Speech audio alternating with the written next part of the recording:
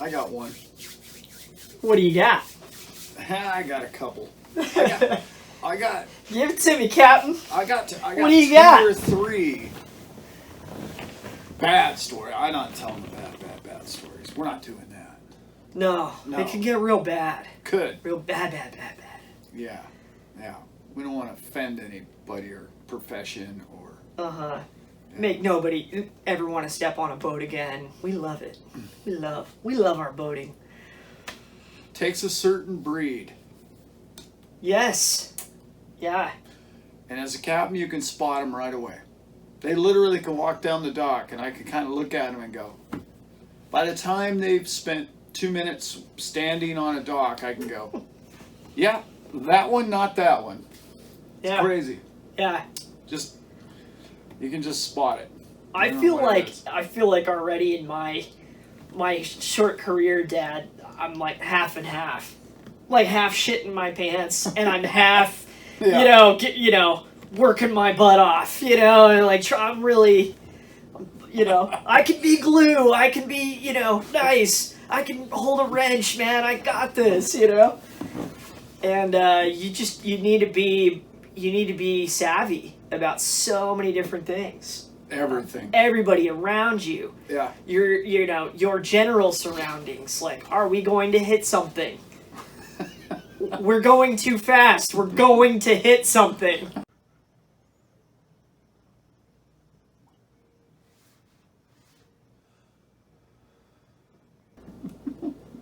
What is happening, crew? Welcome back. We have a very special one for you today. We have been threatening this one for a while. Captain and the Swab are here to tell you all some boat stories. It is time. It is time. Captain Al, it is time. Yeah. What are our questions here? We got favorite destinations for 100. We've got a funny story for 200. They're all funny. And worst job you've ever had to do on a boat for 300, Alex. Ouch. Yeah. First of all, I'd like to say that I'm doing this sober, which is not normally how a boat captain would tell a story. Typically, there would be at least a half empty bottle of rum somewhere around within arm's reach. I'm not even hungover right now. Right. So, there is that. Yeah. That's the sad part of the story. Yeah. Okay. What do you got? I'm going to ask you. Cool. I've had the privilege. We've both grown up on boats. Both had the privilege of working on boats, and there's so many. It's a privilege. He's got probably 100,000 stories, and I've got probably 1,000. And it's. Each one is special to me, and I've had the privilege of working on cruise ships and yachts, and by privilege, I do mean tough. You do have to be, as Dad was saying earlier, you do have to be the right cat, and you do, like, there are people that just don't belong in that type of job, like any other job, and the story that just pops to mind right now, and every boater, especially every captain's favorite pastime, is to watch another boater, like, in the distance, and lock onto them, eagle eyes, like a hawk, like lock in there, and then just start analyzing and dissecting all of their moves in somewhat of a like a critical fashion. Like, so this morning we're on the boat right now, and we're always, everybody that goes by, we're always looking at boats because we love boats, man. We love boat owners. We love talking about it. Yeah. I see Dad up here in the window in the lookout, and he's up there, and he's just like, oh, I don't know, Junior. Man, it's a lot. He's got a lot of boat there. He's already okay. This is his second attempt to park it into the spot right now. You can just spot them. Yeah. They get real twitchy. You know, they're moving around, their eyes are darting around, they're not relaxed and comfortable. And I've done this a million times. I'm just going to pull it right in there. Those people that are moving levers all over and spinning wheels, done. They're done. They're going to wreck something. Somebody's going to hit the dock. Guys, don't go from forward. Don't throw it all the way back into reverse real fast, okay? Just stop fast. Okay, forward, click it into neutral, okay? And then pull it back, okay? I know. Bad things happen to good people, right? Yeah, Bad things happen to good people. It can happen quick. Yeah, real quick. Real fast. Real fast. Favorite destination? I haven't been able to go too many places, just because of the nature of the jobs that I had. But I so fortunate. I got to drive most of the United States over the last 2 years, and I was living in Fort Lauderdale, which is the yachting capital of the world. And period. If I could live anywhere during winter, literally anywhere, I would live in Fort Lauderdale, and I would be right on A1A, and that, I think it's the longest uninterrupted stretch of beach in the United States. If you guys know of a different one, throw it on a comment down below. But winters, Fort Lauderdale beaches, beautiful people, nice people. Yeah. Really fun city. Really, yeah. Love it. Incredible. It absolutely incredible. And I've been to more exotic places and different places, but for people who are curious about yachting and click on this video, it goes through Fort Lauderdale. I'm here on the coast, working with my dad on the yacht here, but it's really, you really need to start your career there.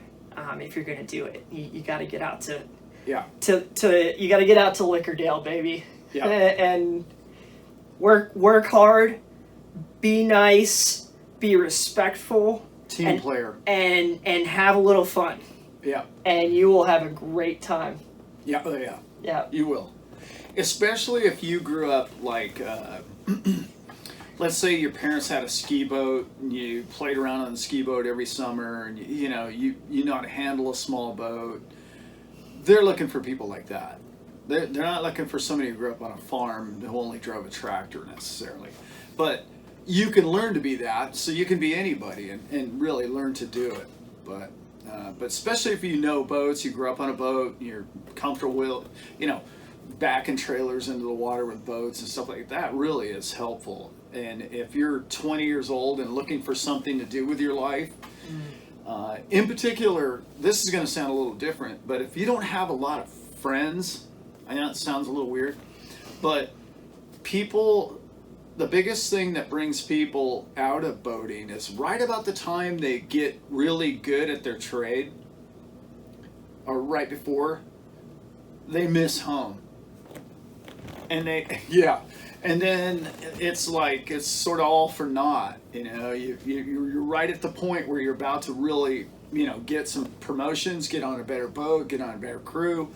And then, it's like, oh, well, I was only going to do this for a year. If your plan is a year, I wouldn't do that. I'd do some cruise ship or something. I wouldn't get into yachting. It takes you too long to understand what it takes to be a good yachtsman. I've seen people pull it off, but very tough to have a family. Very, very tough. Very difficult. And because you're away and you're tied to your job. And great point. Yeah. That's it. That's it. For any would-be yachters out there, if you're not willing to commit, I would say 3 to 5 years of your life just to your job and saving money and learning your trade. Yeah. It's like college. It's that kind of commitment. I have about 5 answers to my favorite destination. My favorite destination. List them. What do you got? It depends on how long you've been at sea, because any land after a week or two is your favorite destination that you've ever been to. Yeah. And anybody that's been out to sea for a week, you know what I'm talking about. The bar at the end of the dock is usually one of my favorite locations. That's always a good place. But on a on a geographical scale, I would have to say I love Central America. Love it.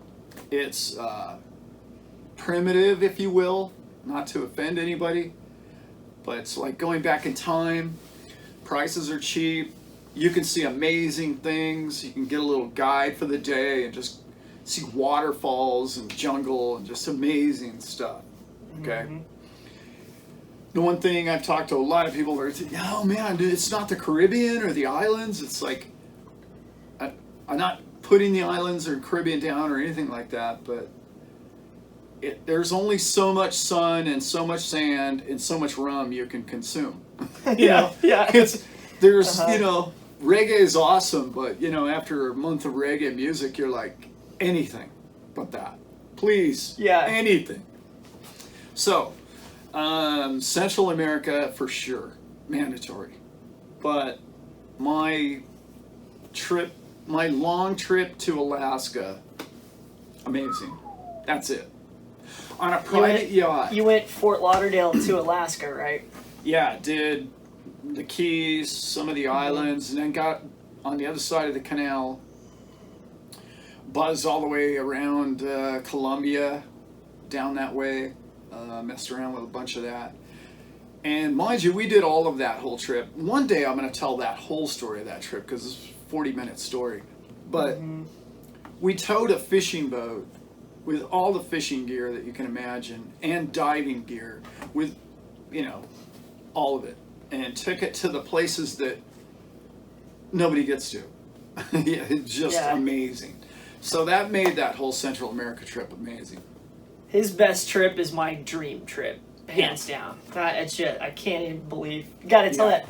Got to tell the whole 40-minute story sometime. Yeah, one day. And we will. We'll put it on here. We went to Alaska after going through the canal and dove our way all the way to Alaska and then back. So it was a lot of fun. Wow. Yeah, we were gone a year and a half. It was over a year for sure. Yeah. It was a long trip. It was fun. Out there a long time. That could write a book about that story. That trip was amazing. The people we met on the way. I'd like to find a way to integrate some of our photographs that I took, because at the time I was a photographer, really, because when you're on a yacht, you can't have a Harley. You can't have Lucky if you can bring your bike or your surfboard or your camera. That's right. Yeah, that's it. You're fortunate to be able to bring those things, depending on the size of your vessel. But the people I met and the things I got to do and the diving and the fishing and it was amazing. Yeah, that was probably my favorite destination. It's very cool. Yeah. Alaska's man, I want to get underrated. Up there. I want to get up there. Most people go on a cruise ship. Don't go on a cruise ship. That's don't. You didn't see anything. Yeah. Well, you can see some cool stuff on a cruise. I should say that. Cruise ship's fun. I worked for a company that did it locally here in the United States, and we're really driven towards history people, and people who appreciate American heritage and want to see the country and that's cool too. I enjoyed it. Old people. Old people. Old people.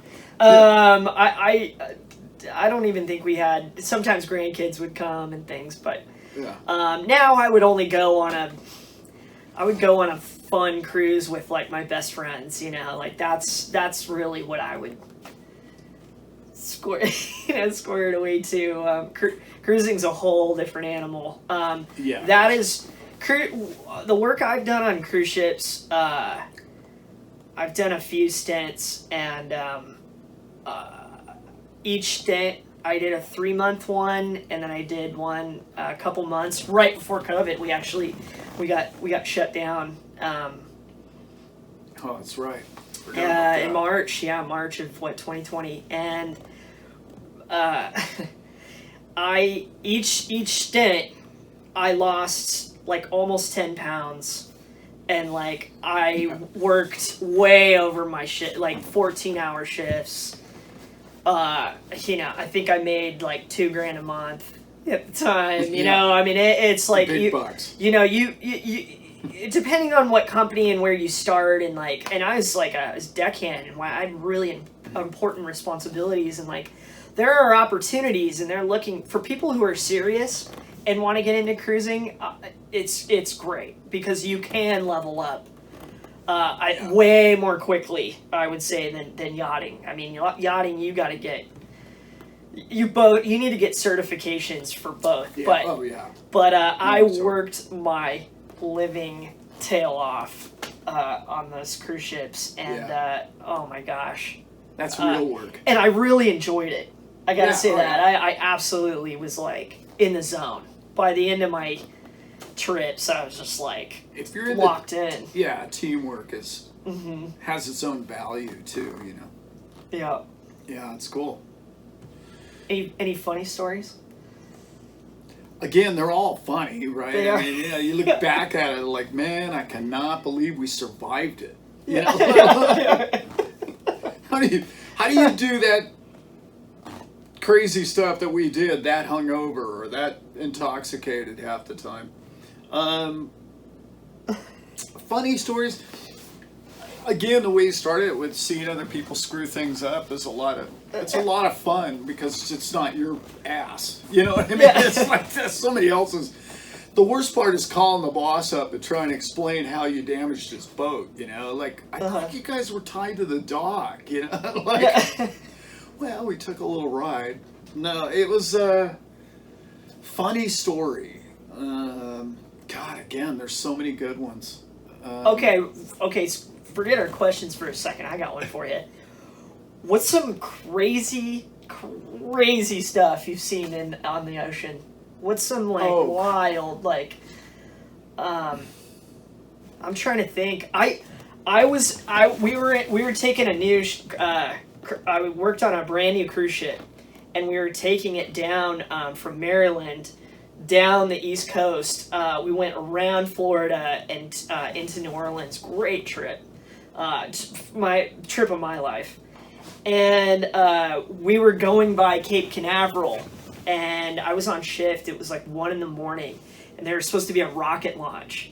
And so our entire crew, we were like all waking each other up.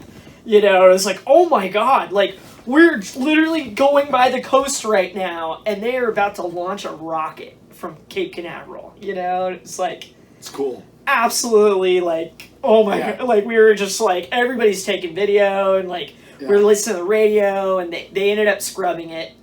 But I'll never forget, like, another story of that area.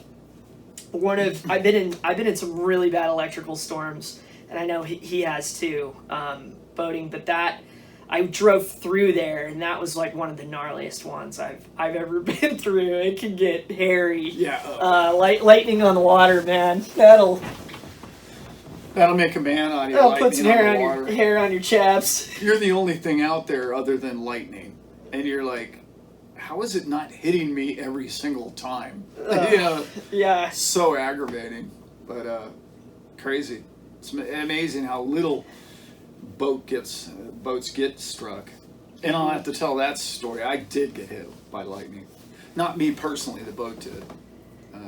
Did you say, Dad, it was like, I feel like you described it as just all blue. It was just like a flash of like neon blue. Yeah, just picture everything that's electric arcing all at the same time, white, blue. And virtually everything on this boat's electric. You know, you'd be amazing the electrical systems in this boat. And we saw the squall coming. We're in the Bahamas, and we saw this thing coming, and we're like, oh, okay, let's get there.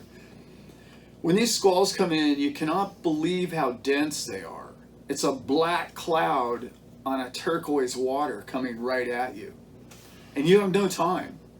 Yeah. And we were 20 feet from the dock. They come on you fast and they leave you fast. That's right, yeah. Yeah. Crazy. That was kind of funny. I mean, okay, let's talk about that one. So this thing cracks this boat dead on. And we're on an aluminum boat. I think it was a 120-foot boat. Aluminum hull. And bam! Everything's black. Dead. No engines, no anything. So I go running out on the foredeck. Because you couldn't be outside because it was sheets of rain. You know, not like raining. Yeah. Sheets coming down. And we're 20 feet from the dock, and we can't see the dock. That's how you can see nothing. And this thing cracked us, and we had just picked the charter guests up from the airport. Man. Green Turtle Cay. Yeah. And so we just get this family aboard from New York, and they're ready to have a good time for 10 straight days on this boat. And we're looking at them go, you've got to leave. No, we'll just stay here on the boat. And you're like, no, that's not, you can't do that. This is not the place to be. No. People you don't understand what 95% humidity and no air conditioning and, no electricity and no lights and, mosquitoes and, you're not gonna do well with it. You can't close a boat up in those conditions without air conditioning. You just can't.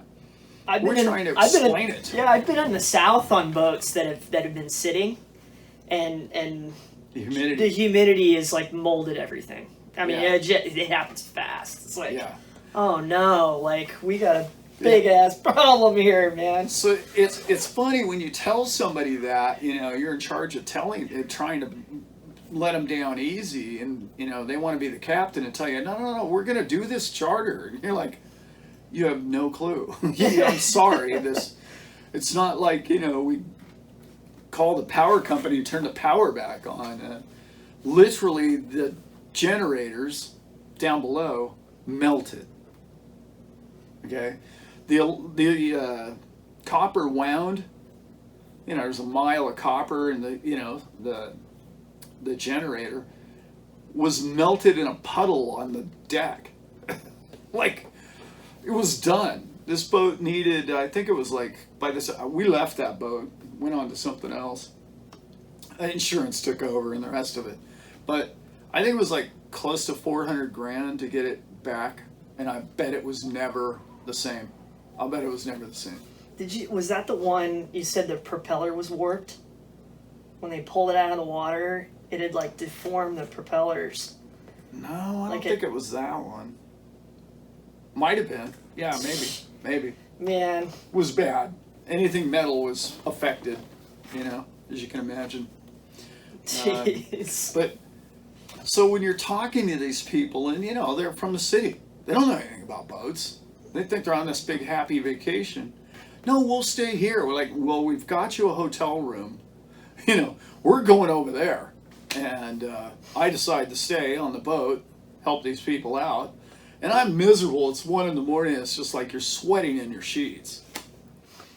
And I can hear them all go up top because they've sweated themselves out of the staterooms. Can't sleep. Yeah, can't sleep.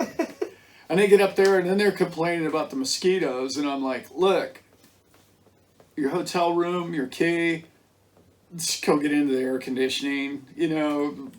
Party's over here. And it's tough.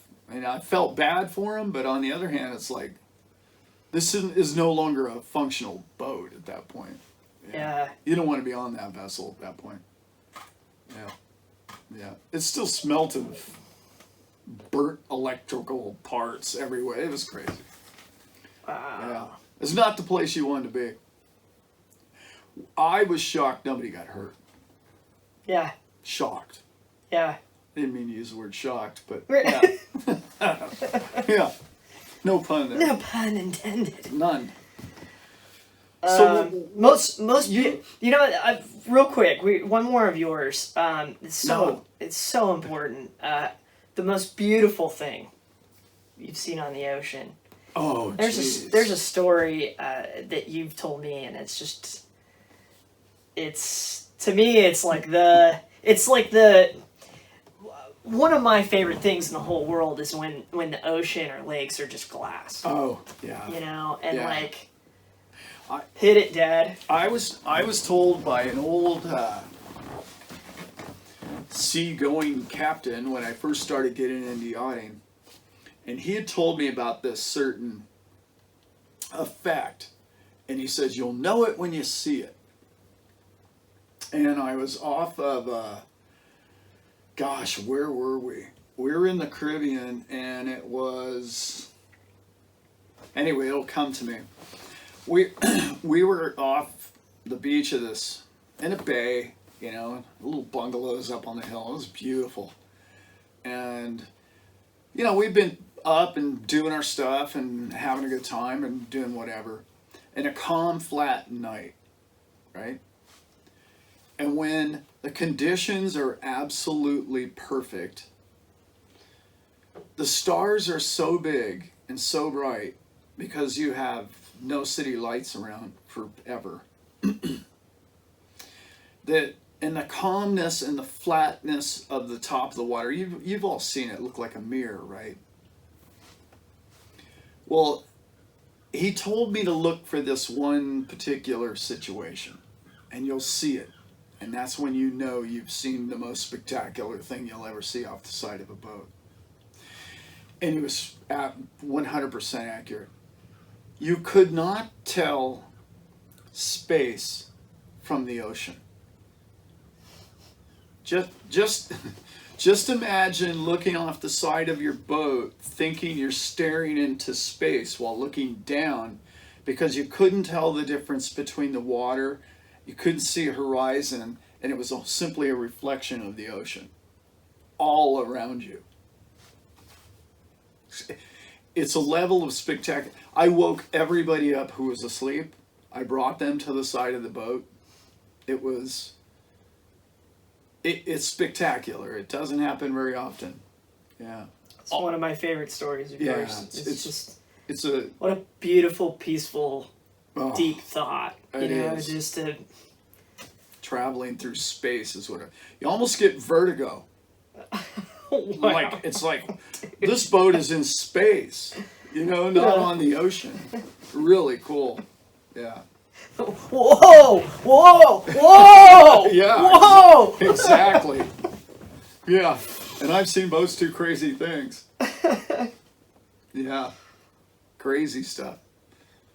Yeah. I took a 100-foot boat. I know this is going to sound crazy, but over a waterfall. Yeah. It does sound crazy. About 300 feet. You're like, no way, that's impossible. Mm-hmm. But anybody that's been up the Erie Canal, we took a huge boat up the Erie Canal. And there's one lock, and literally it's at the bottom of a waterfall. And it's just an elevator shaft that they just fill it up. And you're just going up and going up and going up, and then the next thing you know, you're looking down hundreds of feet where you can't, like there's a town down there. And you're in this little puddle of water that's going up to the top of where this waterfall's right next to you. And you just cannot believe it. It's like if somebody pulled the cork, you'd just be done right over the side. Wow. And then you get there and a gate opens up and you feel like you're in level ground again with the river. Locks are one of those things that still baffle me. You can't even believe just elevation changes in a boat is so hard to conceive. Mm-hmm. You know, it's whoever thought of those things, good job. Yeah. Well done. Yeah. Lock builders, thank you. Because yeah. we get to go do some cool things because y'all built some locks. Highly recommend the Erie Canal. Really cool. I've been through the Panama Canal a few times, and that's really cool too in its own right. Mm-hmm. Massive. But the Erie Canal is, really something special. My favorite things I've ever read about was the creation of the Panama Canal, because at the time it was the greatest undertaking in the history of mankind. It was the nations of the world had to look at their own economic situations and politics and try to figure out how this thing was going to work, because we needed it to work. You know, they had to figure out malaria first. Yeah. How to work around that. malaria. Yep. A lot of French people died. A lot of Frenchmen died in that. A lot. A lot of people died building that. It's crazy. You go there and you learn all the history. You know, you go to Panama City and you can learn all the history of the French Quarter and all that beautiful stuff. Panama's an amazing country if anybody gets the chance. Really cool. Yeah. It's good. What do you got? I was just listening a quick one to one of my favorite spiritual teachers, Wayne Dyer, and he's got this really cool point, and it just always clicks into my brain when I think about boats and life. You know, I think about the two together. I think he said, help me out with this one, Dad. He said the laws, or the law of flotation, was not discovered by understanding the sinking of things. It was found and discovered by the way things float. Just also think of flight. You know, it's not. Flight was not discovered by, the contemplation of things being on the ground, and so. Just go in and hearing his story, and you can look at so many different places, but the evolution of boats through time, and learning to instead of building it out of things that float, learning about displacement, and there's so many things, not to be too much of a boat nerd right now, but in getting into yachting and taking a go at it. Like Dad said, I think it's something to do when you're younger to start. I was 34 when I started, and I was in a mate job, and I had a really good job, and I really missed the boat that I was on, that I left last summer. Great people. I just got that itch that was like, oh man, I don't know if I want to work in this till I'm 40, and then no family, I've missed out on 5 years of my friends and everybody back home, and I had other things turning in my brain, and it's like you got to give yourself that. It's an amazing job, though. It's such an amazing job, and if I didn't have the family and friends that I do, if I didn't have the life that I did, I would still be in it, and the whole point of that, I'm just so fascinated to this day still about how they work. And when we come on this boat and I get to help Dad, on our trips and learn from him, just how not to terminology, how different things on the boat were created to be functional and to be able to last, because nothing does well around salt water. I mean, it just is so corrosive to so many different things, and learning how to care for a boat and how to keep it running and lasting is a huge undertaking. It is, when you put electricity on the water, when you put aluminum on the water, there's so many things amazing. I just want to add a point to what he had mentioned a couple of minutes ago, because it's fascinating about how man evolves. Mm-hmm. It took man over 700 years to figure out you don't have to make a boat out of wood. Right? Just contemplate that. I mean, how many generations did we build boats No, you have to make it out of something that floats. Mm-hmm. No. No, actually. And as soon as they started making them not out of wood, it was like their favorite thing to make boats out of. But I brought up flight. It's such a, you can look back in history, and when we went from, planes basically made out of wood and canvas, even fighter planes, go back and look at World War I planes in all countries, and then you look at the Industrial Revolutions and what all the countries did, when they switched to working with steel and screws and building planes out of that. It completely is a quantum leap. Oh, It was a quantum Truly leap in so many things. It's like you look at that, changing how boats change and how planes change and transportation, and it's like it changed the whole world. Changed engineering, changed technology. And we're still evolving. But if you look at modern yachts today, it's just crazy what we've decided to do with these things, and I love it. Please don't get down on billionaires who spend their money on toys that are just ridiculous in your opinion. They're creating their dream. And they've worked really hard to obtain the money they have, and they're expressing themselves through the creation of these boats. Them and these nautical engineers and designers are expanding man's ability for beauty, for functionality. They're making them out of solar now. We have electric solar boats going around the world. Just think about that. They never have to stop to fuel up, and there's just so much cool stuff. And helicopters, submarines. Yachts are beautiful dreams. They are. I'm happy that people that come to reality pay to have them built, and that they're amazing. When I was young, I thought about moving to Florida and building boats. Right. Like being a part of that creation of that beautiful dream. Most people, in particular, almost all of us on land, have always had the idea that I'd love to build my own house one day. Well, just imagine the same dream. You want to build your own boat. People don't build their own jet. They build their own boat. Right. Right, because you can. And getting back to the boats and the functionality of them, a lot of people don't understand. People think a boat is just like a house. No. Like, on a boat, you have to make your own electricity. You have to make your own sewer system. You have to make your own water system. You have to propel the house. And people, houses don't break down all that much. Boats might not break down that much. All boats like to do is break down. That's their favorite pastime. And my job essentially is, I'm a fireman.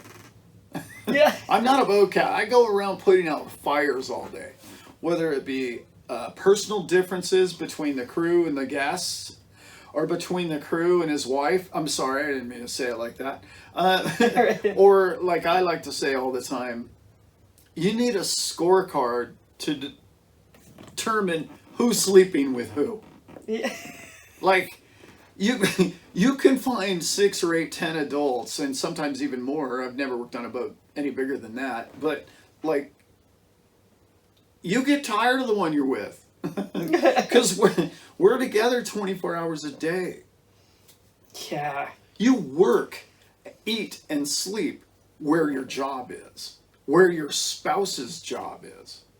Let's wrap your head around that for a bit.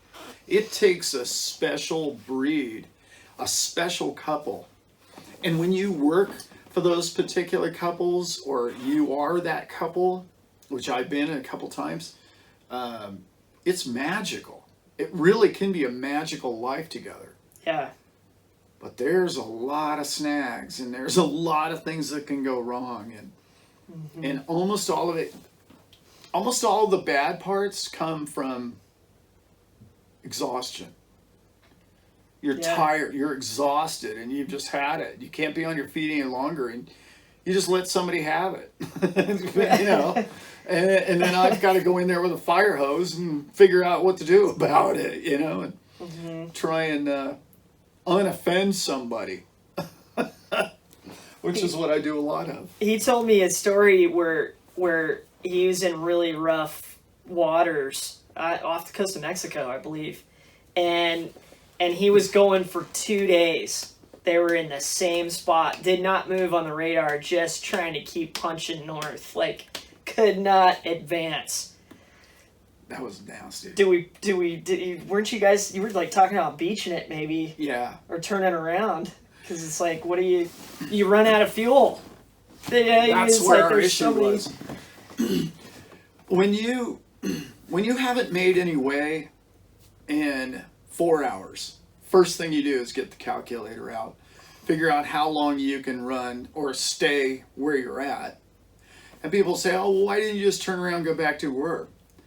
The seas are so large that as soon as you turn your boat beam to, side to the swell, it's not good.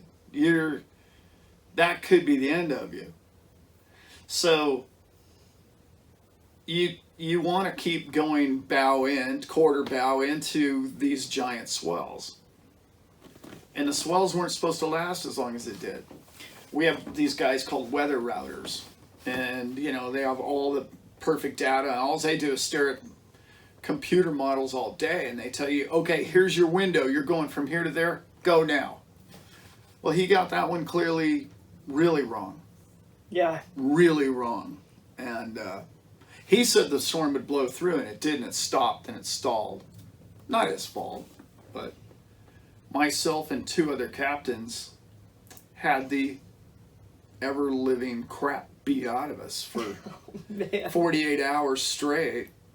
And oh boy. So when you do the calculations, okay, well, I've either got to decide to flip it, turn it into the swell,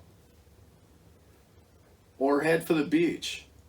Because the particular coastline that I was in, we were hundreds of miles in either direction of a port or a town. Hundreds. Anyone that knows Baja California, there's not much from Cabo to San Diego. Yeah. Just not much at all. And I should say Ensenada to Cabo. Yeah. So. Wow. They call it the Bash for a reason. The Bash. Yeah. No problem going south, but coming back north, yeah, they can get you. I'm going to be doing a book review on the show this summer. I'm only about halfway through this one. Susan Covey's The Wave. And it's just phenomenal book. And it's all about that. It's all about the study of ships and waves and all these crazy stories. Big wave surfers. He and I, both done a lot of surfing. The Californians, but like Dad grew up in Encinitas, and after I got out of high school in the mountains, I moved to the coast and got into surfing through my roommate and through my dad, and so that's such a big part of it. It's like that, the love of the water, the love of being on the water, and the respect you get for it. To what kind of build on that, Dad, is like when seas get nasty, I've been in 80-degree coming back from the Keys, gorgeous day, hardly a swell, hardly just this, and everybody's just sick as a dog, just absolutely like I'm standing at the sink just like, oh man, like are we there yet? The captain's like, no, it's like 8 more hours till we get there.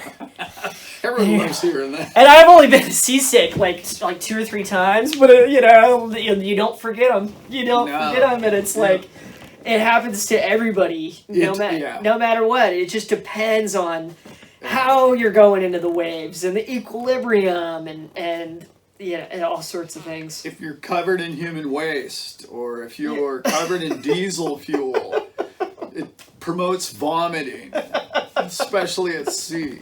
Yeah, it does. Yeah.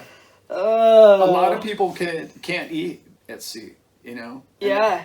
I've known crew members to just like lose 10 pounds in a week, you know. It's just like that. I can't eat. I'm just not going to. Okay. All right. Yep. Yeah.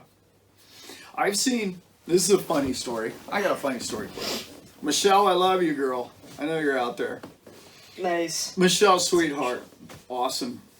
One of the more beautiful women that God ever created, actually.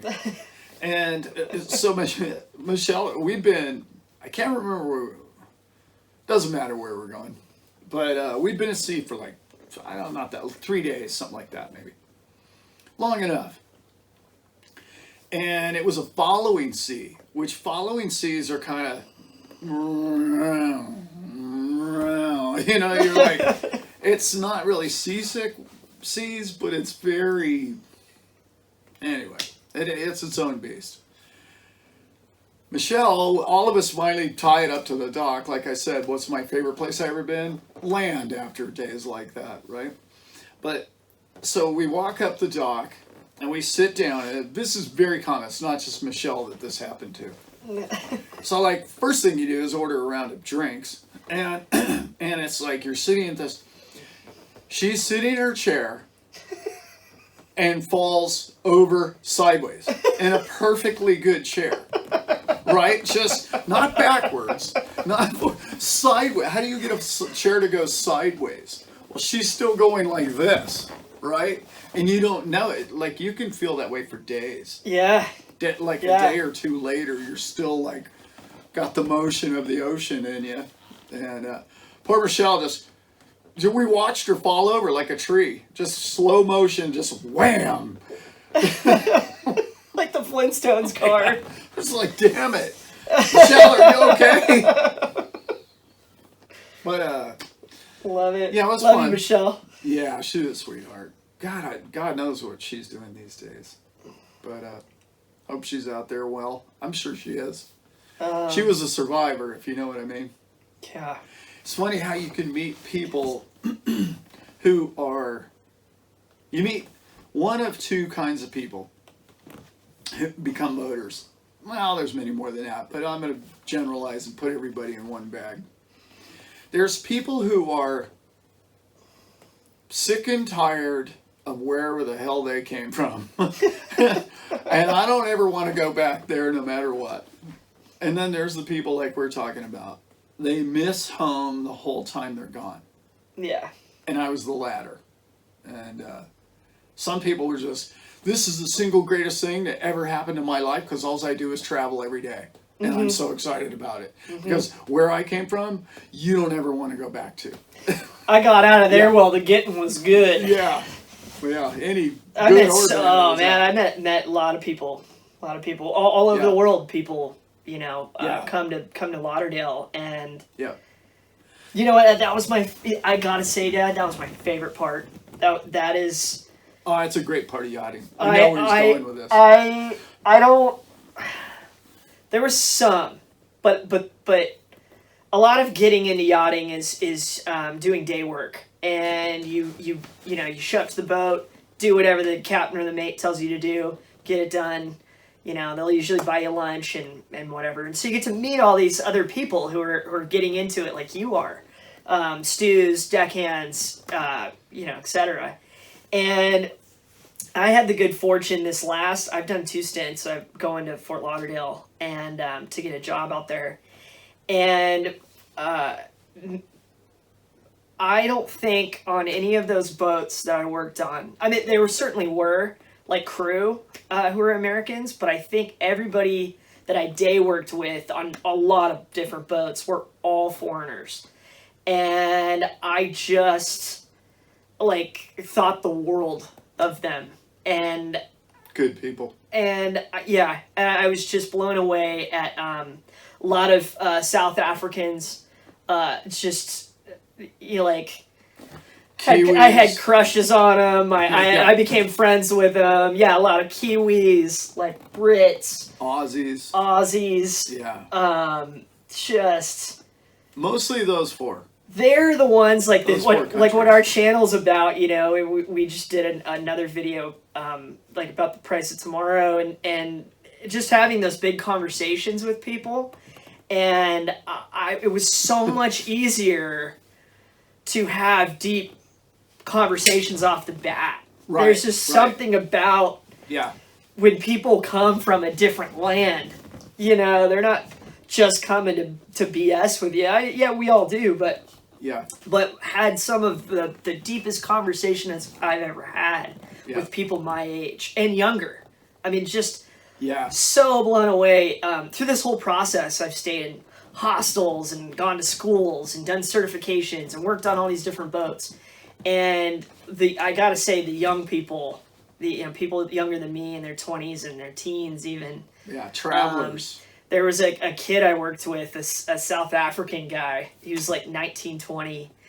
And we were both, working on this boat hoping to get this full-time job. And I would have recommended him over me. And I give a flying crap about work, and I would have definitely chosen him to do the job. And so there's some amazing people out there everywhere.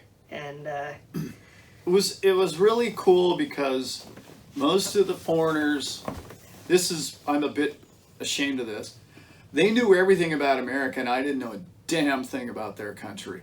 It's very common with Americans.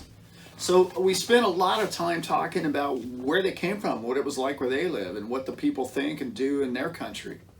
And as Americans, we think everybody has the life that we have, and they don't. It's totally different. It's not totally different, but it's a completely different way of growing up and living your life. And I never forget, all of them, they knew what they liked about America, and they knew what they didn't like about America. Mainly politics and anything to do with military was like, that's just a little over the top, don't you guys think? Just a little bit, right? It's like, which we do. It is over the top. So, but I got a great story about that. I was working on a boat, and I'll never forget, it was Super Bowl Sunday, and we're at the Sunset Bar in Cayman Islands, I believe it is, and I'm the only American on the entire crew. You know where I'm going with this one? Was it all British crew? Almost all Brits. Right. Yeah. That's a man we talked about earlier. We were gonna say, what's the biggest prick you ever worked for? Who's the biggest prick you've ever worked? He owned that boat, and we both knew our answer right away. It was like, that guy. Yeah, and anybody that's worked for him knows what I'm talking about. I won't get into it. I'll just say this: he owned Oracle. Look it up. Yeah. But anyway, that guy, right? So we're at this bar, and it's Super Bowl, and the first round, the captain had bought, and I thought, well, I'm going to go up there, or I think it was on it was on his card. Okay, that's what it was, and he was up there. Yeah, get us all another round, right? So I was like, yeah, okay. So I go up to the bar. Right, and it was they weren't interested in the Super Bowl, obviously. They don't even know the rules, or how come the ball isn't round, right? But so anyway, they're all like, do this thing, and I walk up to the bar, and it's this Islander guy, and he's like, no, not, you're not with them. Like, he knew I was an American, obviously. I'm like, yeah. No, I am. I'm with this crew. I'm putting this whole round on that tab. That's because I didn't have my crew shirt on. And he's like, no, you're not. You're going to have to get somebody. So the captain, the guy with the card, comes walking up, and he says, Allan, what the hell's taking so long? I go, I'm arguing with this guy about the fact that I'm a crew member on this boat. And he walks up to the guy and he goes, yeah, what's the problem? He's our mate. And he goes, oh, you guys are British, and I didn't think he was with you guys. And he says, this is classic, right? He puts his arm around me and he says, he's not an American. This man comes from the Republic of California, sir.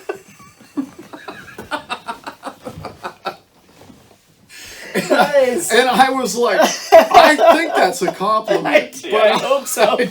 I'm not sure.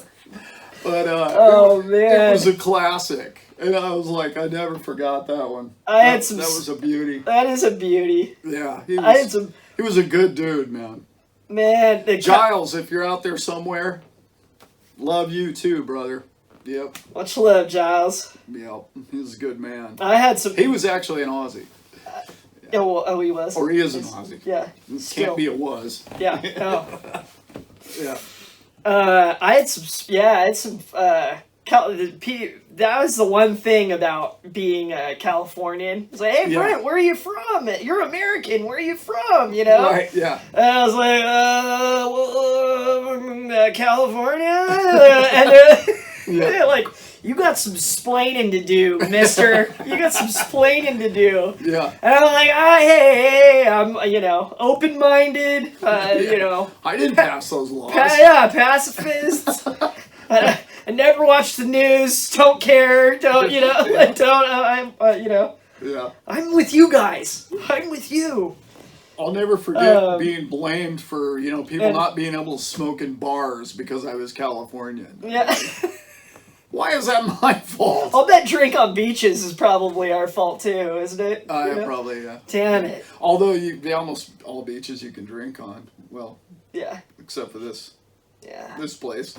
Right. We won't get into that.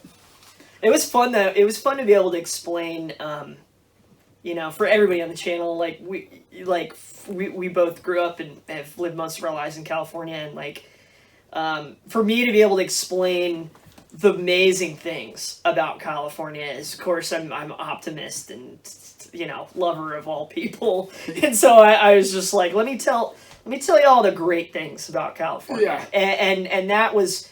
I had it down to like this tight 5-minute, right. Bam,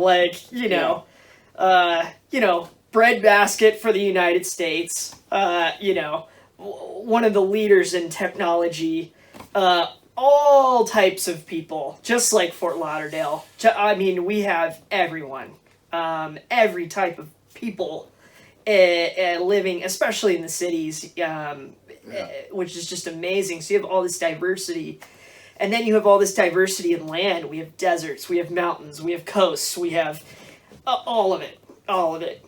Yeah. And so, and I've lived all around the state, and I still love it. And even though there's a lot of rules and things and taxes and funky stuff, there's just so many benefits, and it's one of the most. I've been to almost 40 states now, and I still would choose to live here, mostly because of family and friends. And there's some other states I'd live in a second, but this one is a great one. It's still a great one.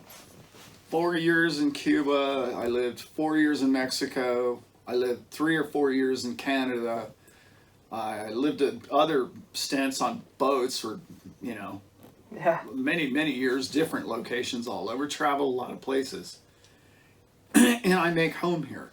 So, however, I don't live in San Diego or LA or San Francisco, which is what most people associate California with. I don't live anywhere near any of those things. So, but I have. Yeah. But, we're small town guys. We're small town folk, aren't we? Yeah. To some extent, it's like. It's funny. We're mountain. We're mountain. I prefer the mountains. We're all. If you can go live in California mountains, you're winning. You are winning, everyone. Yeah. It's great. It's amazing. For me, the diversity here. I don't know how we got started talking. Yeah, I don't know. Sorry, I went down this rabbit hole. Yeah. What about boats? Yeah. Boating. Yeah. Yeah, And after a lifetime of boating, most captains retire on a farm or mountains. Nowhere near the ocean. No. Most of them. That's what's happening, Dad. That's what's happening. I'm watching it before my very eyes. Almost every boat captain I know has a ranch in Montana. Period. That's where they went. Mm-hmm. I'm done. Montana. Yeah. Yeah. No part of the salt water anymore. And all the people that, lived in the mountains are like, I want to go to the beach and retire. So, yeah, whatever. Yeah. Grass is greener. I'm so thankful that we still have this, that you still have this job, and that we're able to come down here and spend time together. Yeah. And it's such a fun niche for our show and for our theme going forward. We want to go like deep into some cool stories for you guys and try to really because there is just some crazy stories. There's just crazy stories like when you get going on a boat and there's all different types of people and there's all different types of situations. It's like, and it's so interesting, and I still watch videos all the time, and I'm still very into it. Yeah. And I've never seen an episode of what's it called, Overboard or something. Hang on. I think I blacked it out in my mind. Below Deck. Below Deck. Yeah. Yeah. Good for you. Still never seen it. Good for you. you. Have no clue what it's about. I got stuck. But I'm not a TV guy. I got stuck, and I ended up watching I binged a whole season, and is it accurate? Only once, and yeah, it's just a disaster because I learned this working in Fort Lauderdale is like they're real crew, they're real people who work in the industry, but they're changing their names and their personalities to fit a role and making a dramatic and making moments that are, oh my God, oh my God, this is a mess, line caught around his foot, drags him off the boat, you're just like, I hope that didn't just happen.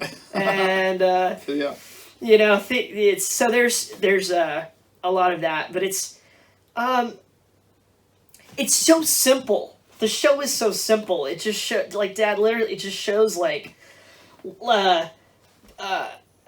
crew, trying to make their crew life happen together in crew quarters. You're in with them, and now this couple's sleeping together, and you got the the black light on them, the lights are out in their room, but they're black light, and he's like, oh wow, they hooked up, wow, okay, cool, and so that's kind of accurate, and then you get going on the trip, and you get to hear some of what the captain's saying, but not really. All of a sudden they're at their destination and they're parking, and somebody, which happens on every single crew I've ever seen or been on, somebody doesn't do the lines right, onto the dock, and it's that kind of ticky-tack stuff, and there's so many things that happen in the engine room and in the cabin house, and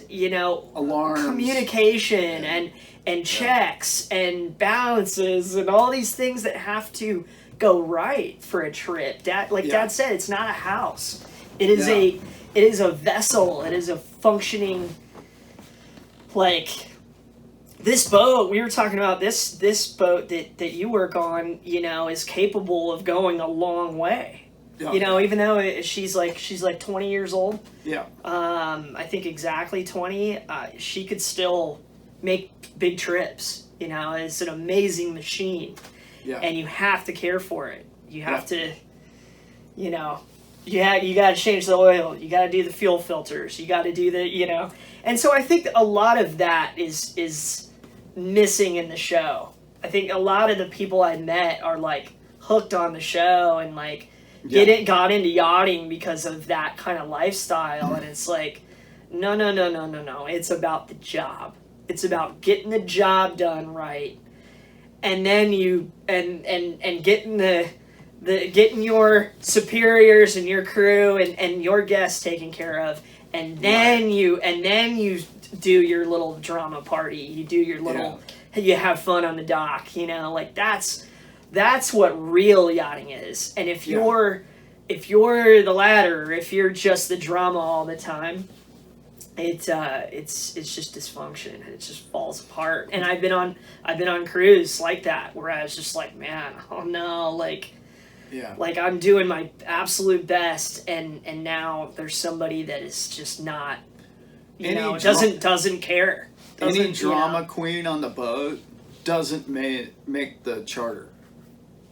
Literally, you will be shipped to the airport, and I will have your replacement that day. Then there is no room for that. So if that's what the show's about, that's not what really happens in boating. Now, I'm not saying that if the employee isn't somebody that's really, they're just having a bad day or a bad moment, like they were on their feet too long, like we talked about earlier, that's different.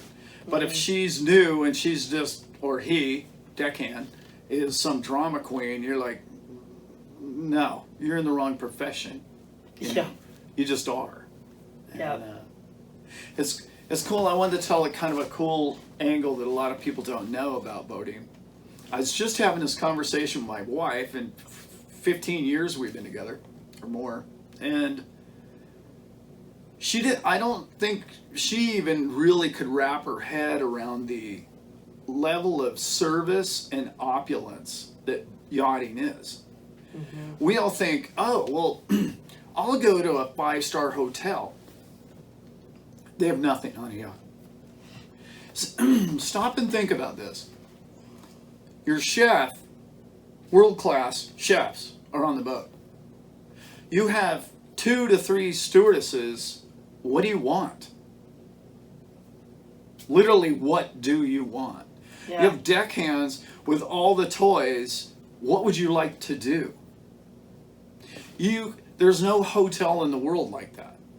Yeah, you got a room and that's about it, right? There's no private Learjet that offers any of that. I think the greatest the greatest gift or thing that a yacht chef could possess is creativity. If you are a creative chef, they all have it. And they're just amazing. Some of the best food I've ever had. And they'll just run, man. They'll just make cool, creative, tasty things. It's like, oh man, that flavor and that flavor will kind of counteract each other, and boom, get it out to them. Yeah.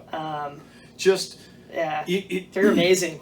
You've never had a vacation like being on a boat. The level of service. I've seen some of the most wealthy people in the world worship the crew while leaving the boat. Like they have no words for gratitude for the week they had, or the 2 weeks, or 10 days. It can be so rewarding at the end of it, and it's fun. It's fun to please people. If you're that kind of person, cool job. Yeah. Really cool job. Oh yeah. Yeah. I'm a bit of a people pleaser, so I enjoyed that. Yeah. I enjoyed that part of it. I was trying to go deck captain all the way, and I took the time and the money to go and learn how to be a good stewardess. It makes the world go round for the guests. Great stews are, man, invaluable. They are. Yeah. It's kind of in a lot of ways, a bit of a dead-end job, because there's really nowhere for them to go upward, unless they end up with a captain, which has happened. Yeah. But, like, deck can usually go to the mate, and then from the mate become a captain eventually. A stewardess can go to deck. That happens a lot. There's a lot more female captains today than ever before, and some good ones. I worked with a couple of really good ones. Yeah, I saw some women getting into engineering. Yeah, that was cool. Deckhands will go. They're like, well, I don't really want to deal with everything. Don't really want to drive the boat. I'm going to learn how all the engines work. I'm going to learn how to fix the gens. I'm going to learn how to work the pumps. I'm going to learn how to fix this boat. Yeah. And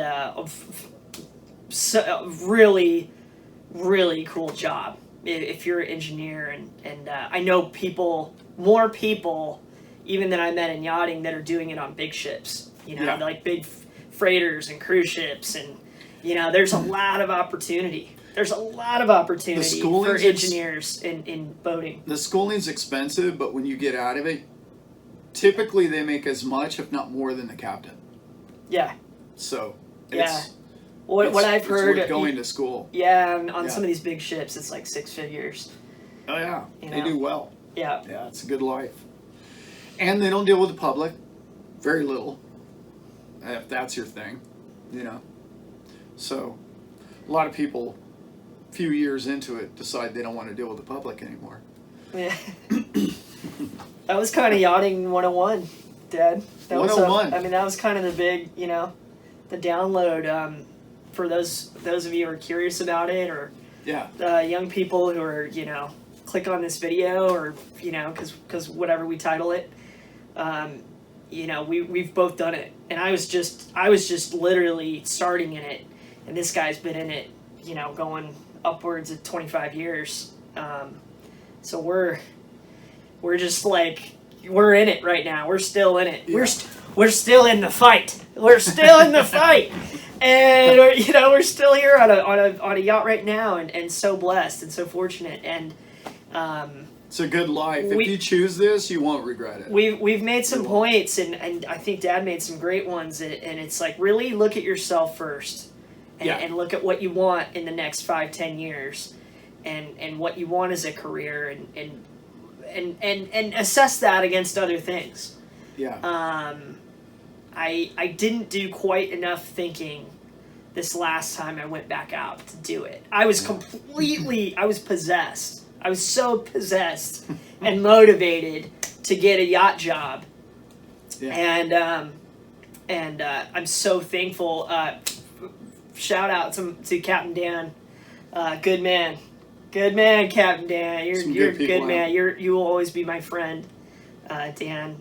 Thank you for giving me that opportunity, this possessed deckhand inside, and letting me join your crew and be a part of that boat. I just forever thankful to you for that. You fulfilled a dream, even in that small amount of time we were together. It's all on me, why I left, and I just so thankful. And to all of you who are getting into it, and if you're the person and it's right for you, get possessed. Yep. Go take the classes. Don't get the take classes don't out take of the way. Don't take BS classes. Take the ones you have to get. Yeah. Get those out of the way before you move there with financial obligations. As best you can do that. Yeah. Yeah, for sure. And they're tough to find. You got to San Diego. For us in America, San Diego, Fort Lauderdale. It's you pretty much gotta. Seattle. Yeah, there's some schools, and so you really got to go there, and if you take a couple weeks, you do a trip for a couple weeks, you can get a lot done. You can get your STCW done. You can get a lot going on, and so look into it. And you know what? In the description below, because we've talked about it so much, I'm going to post the notes that I give out to my friends and people who are curious about it, about what courses they would take. And I've gone deck side, so it's going to be a lot different for people like stews and engineers. But I was able to be competitive within a decent enough amount of time going for it. I went for it for really hard for about a year. And, I was moving around and doing other things, and but really job hunting and consistently hunting for boats for 6 months, once I had all my courses, and so it's hard to get into. It is hard to get a full-time deck job. It's sought after job, so a lot of people want it. And, they've got their schooling. If they have better schooling, then even if you think you could do a better job than they can, I have to hire the person that's more qualified, almost. Not always, but a lot of times that resume really stands out. And you're like, I told Brent this, when somebody comes up to you, we call them CVs, but when somebody comes up to you and they have everything that tells me they're a professional, this is what they want to do for their profession. You know, it's organized, it's well laid out, you know, they have good photos, they have references, they have, you know, the schooling that's required. That tells me they're serious about this. Somebody who shows up at the dock with a backpack on, it's like, you know, I'd like to help you out. I know you're in trouble, or you really could use this job, and you know. Your CV has to be bulletproof. Does. Has to be bulletproof. And part two, don't be a jerk, guys. Don't show up. Don't show up. And let me dumb that down. That's don't the captain's job. Don't be cold. Don't show up. Don't be cold and nervous and. Yeah. Don't do it, man. If you're gonna go do it, if you're gonna go do a day work, come there. My advice is not hungover. Done that a few times. Don't do it. You're outside all day cleaning a boat, and it's hot outside, and it's brutal. Don't do that. Don't be cold.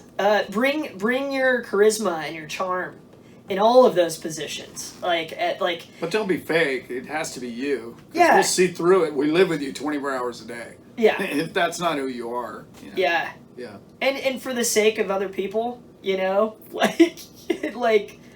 assess yourself and find that part of yourself that is good with others every day, every hour of every day.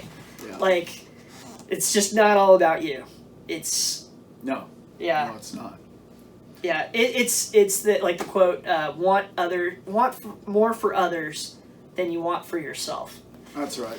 If you're that person, you'll be successful. Get into yachting. Not only just in yachting, you'll be successful in life.